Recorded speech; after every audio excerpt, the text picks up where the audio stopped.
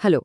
ఈరోజు మనం చరిత్రలోనే అత్యంత ఆసక్తికరమైన లోతైన ఒక కేస్ స్టడీని చూడబోతున్నాం. అదే కింగ్ డేవిడ్, అంటే దావీదురాజు జీవితంలో జరిగిన ఒక ఊహించని నైతిక పతనం.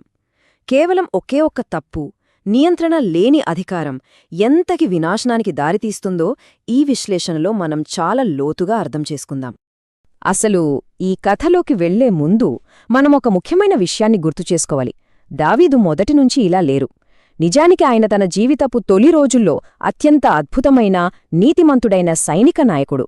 ఆయనను ఏకంగా దేవుని హృదయానుసారుడు అని పిలిచేవారు. మరి అంతటి గొప్ప వ్యక్తిత్వమున్న నాయకుడు ఇలాంటి చీకటి కోణంలోకి ఎలా జారిపోయాడు? అది నిజంగా ఆశ్చర్యమే కదా. మొదటి విభాగం, అధికారపు శిఖరాగ్రం. అసలిదంతా ఎలా మొదలైందో చూద్దాం. ఇప్పుడొకసారి ఆనాటి పరిస్థితుల్ని ఊహించుకోండి. దావీదు ఒక సాధారణ గొర్రెల కాపరి స్థాయి నుంచి మొత్తం ఇస్రాయిల్కే రాజుగా ఎదిగిపోయారు.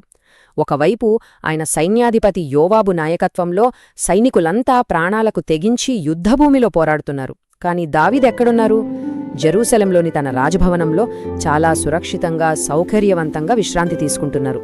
ఇక్కడే అసలు సమస్య మొదలైంది. ఆయనను ప్రశ్నించేవారే లేరు. కనీస జవాబుదారీతనం లేదు. కేవలం చేతిలో తిరుగులేని అధికారం మాత్రమే ఉంది. రెండవ విభాగం, ఉద్దేశపూర్వక ఎంపిక. అవును, ఆయన కావాలనే చేసిన తప్పు ఇది. చాలామంది ఇది క్షణికావేశంలో జరిగిన పొరపాటు అనుకుంటారు. కాని కాదు. ఒక సాధారణ సాయంత్రం దావీదు తన మేడమీద అలా నడుస్తూ ఉండగా ఒక మహిళ స్నానం చేయడం చూశారు. వెంటనే ఆమె ఎవరని ఆరా తీశారు. ఆమె పేరు బత్షేబా అని, ఆమె ఎలియాము కూతురని. అంతేకాదు, తన సొంత సైన్యంలో అత్యంత నమ్మకస్తుడైన సైనికుడు ఊరియా భార్య అని తెలిసింది.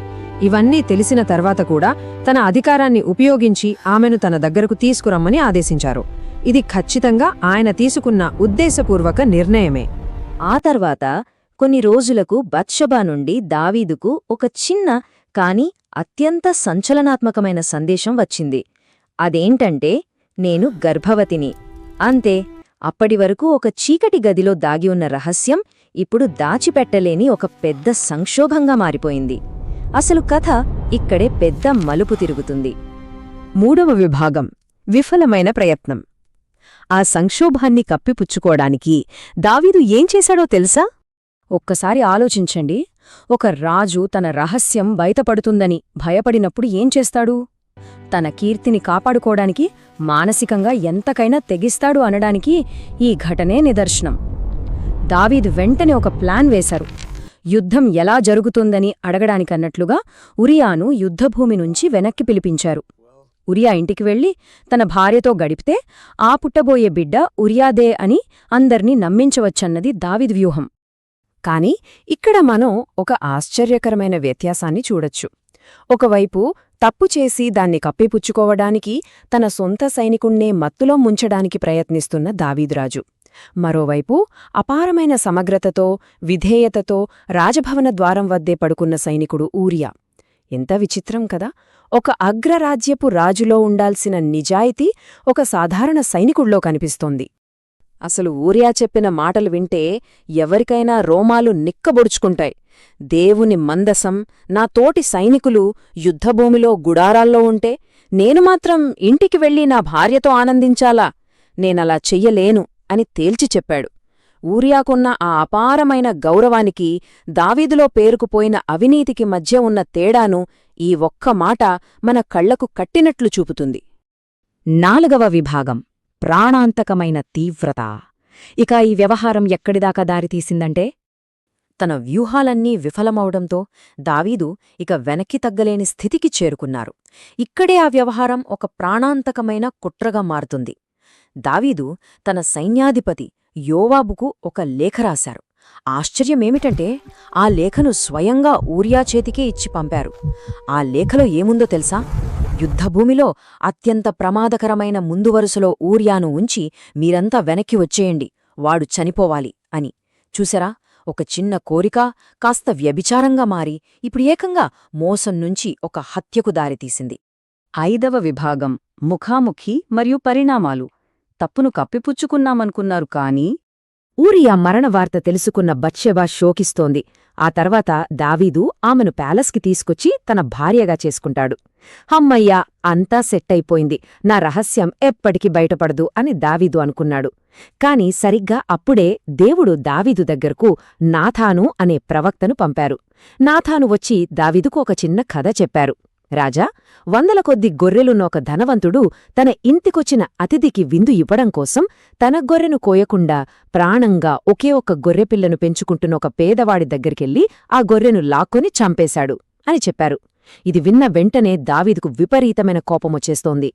సరిగ్గా అప్పుడు నాతాను ఆయన కళ్లలోకి చూస్తూ ఒకే ఒక్క మాట అన్నారు, ఆ మనిషివి నీవే. అంతే. ఒక్కసారిగా దావీదు భ్రమలన్నీ పటాపంచలైపోయాయి. తాను చేసిన మోసం, హత్య తాలూకు వాస్తవం ఆయన కళ్లముందు నిలబడింది. ఇక తప్పించుకునే అవకాశం లేదు.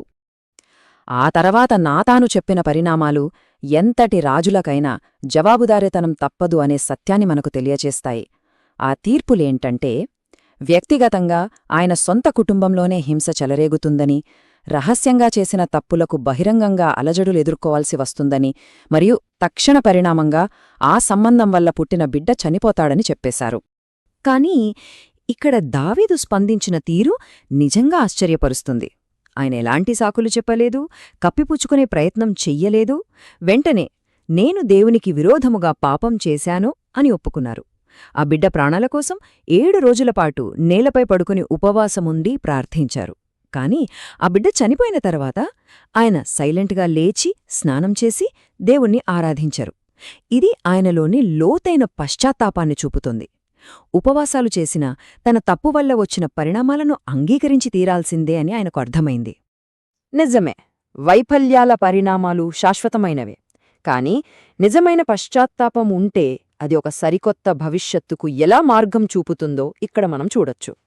ఆ తర్వాత బత్షెబ ద్వారా దావీదుకు సొలొమోను జన్మించాడు. ఆ సొలొమోనే ఇజ్రాయేలుకు తదుపరి గొప్ప రాజు అయ్యాడు. ప్రసిద్ధ దేవాలయాన్ని కూడా నిర్మించాడు. అంటే చరిత్ర అక్కడితో ఆగిపోలేదు, మళ్లీ కొత్తగా కొనసాగింది. 6వ విభాగం, పతనం యొక్క విశ్లేషణ. అసలు దీని ద్వారా మనం నేర్చుకోవాల్సిందేంటి?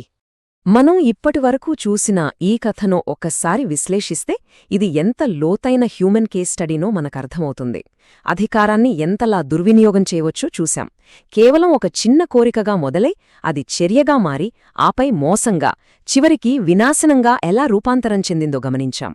ఒక నాయకుడి బాధ్యతకు, వ్యక్తిగత వైఫల్యానికి మధ్య ఉన్న భారీ గ్యాప్ని చూశాం. అన్నిటికంటే ముఖ్యంగా మనం పశ్చాత్తాపపడినా సరే మనం చేసిన పనుల తాలూకు పరిణామాలు మాత్రం అనుభవించక తప్పదు అన్న వాస్తవాన్ని తెలుసుకున్నాం. చివరగా ఒక్క మాట, ఇది కేవలం ఒక రాజు చేసిన సాధారణ పొరపాటు కథ ఎంతమాత్రం కాదు. నియంత్రణ లేని అధికారం, 4 గోడల మధ్య రహస్యంగా తీసుకున్న నిర్ణయాలు, మనుషుల జీవితాలను, కీర్తి ప్రతిష్టలను, చివరికి చరిత్రను ఏ విధంగా మార్చేస్తాయో చెప్పే ఒక గొప్ప స్టడీ ఇది. మరిదంతా చూశాక మీకేమనిపిస్తుంది? ఎవరికైనా సరే పరిమితులు లేని అధికారం మరియు రహస్యంగా తప్పు చేసే అవకాశం దొరికినప్పుడు వారి నైతికత ఆ పరీక్షను నిజంగా తట్టుకోగలదా? ఒక్కసారి ఆలోచించండి.